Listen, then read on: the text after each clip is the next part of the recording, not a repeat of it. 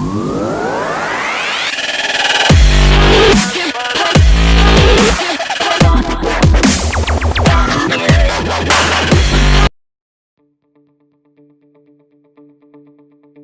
regulators are investigating whether Ford Motor Company should widen a recall of automatic transmissions to include 1.4 million additional vehicles after continuing to receive complaints from owners, including some who say the recall repair didn't work. Ford issued a recall of 153,000 vehicles in 2016 because their automatic transmissions could unexpectedly shift into first gear and cause drivers to lose control. It involved certain F-150 pickups, Ford Expedition and Lincoln Navigator SUVs, and Mustangs from the 2011 and 2012 model years.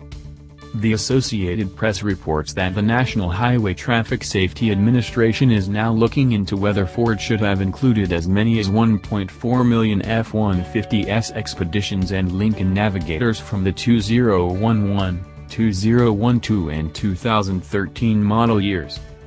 Ford says it's cooperating with the investigation.